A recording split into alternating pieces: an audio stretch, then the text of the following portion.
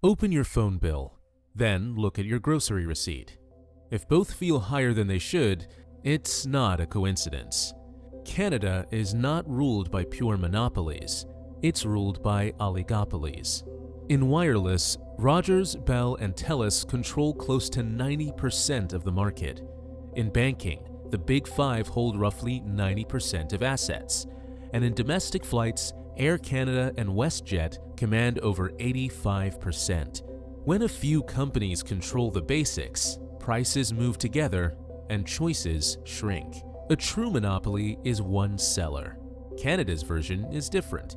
It's a small club of sellers that can move in the same direction without ever signing a deal. The result is simple. Less competition means less pressure, and less pressure often means higher prices. Telecom is the clearest example.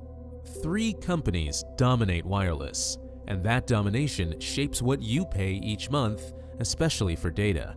Banking is the quiet giant. 5 banks hold most of the system.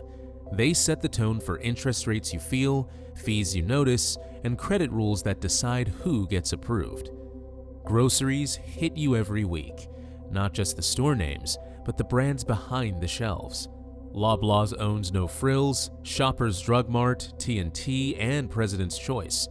That looks like choice, but it often leads back to one parent company. Airlines control how expensive it is to cross your own country.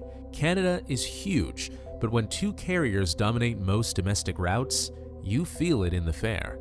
Freight fare is a duopoly. CN Rail and CPKC control most long-haul freight movement. If you want to move grain, oil, lumber, or containers across the country, the options are limited. Beer is concentrated too. Labatt, owned by AB InBev and Molson Coors, control more than 60% of the market. And local news has its own concentration problem. Postmedia and Torstar own a large share of newspapers, which shapes what gets covered and what disappears. First, geography. Canada is the 2nd largest country on Earth by land, but the population is spread across a thin strip. Nationwide networks cost billions to build. Fiber, rail lines, distribution fleets, airports, and logistics hubs are expensive. That high entry cost keeps new competitors out. Second, protectionism. Canada has long restricted foreign ownership in sensitive sectors like telecom and culture. The goal is to protect sovereignty and Canadian identity, but the trade-off is fewer challengers, and fewer challengers usually means higher prices. Third, the national champions mindset. Canada has often preferred building big homegrown giants that can compete globally. Instead of breaking them up, policy has often helped them scale. This was not an accident. Canada was shaped by government-backed concentration from the start. In 1670, the Hudson's Bay Company was granted a royal monopoly over Rupert's Land.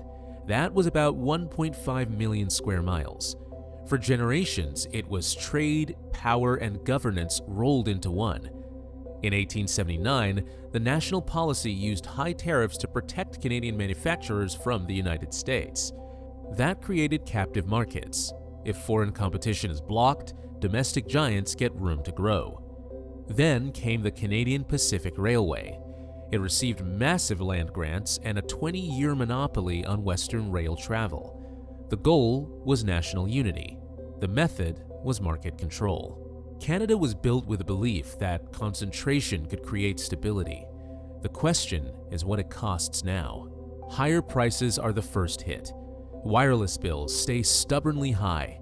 Air fees can feel brutal for a country this large, and food prices land hardest on families and renters. Then comes the illusion of choice. Different store signs, different brand labels, same corporate parent. You think you're switching, but the system often keeps you inside the same small circle. And innovation slows. When a market is secure, upgrades can take longer. Customer service can stay mediocre because where are you gonna go? Competition laws matter.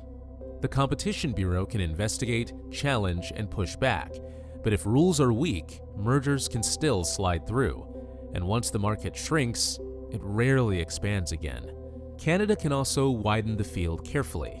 That can mean stronger limits on anti-competitive behavior, real enforcement, and smarter rules that let new players enter without losing national control. Because the core issue is not that big companies exist.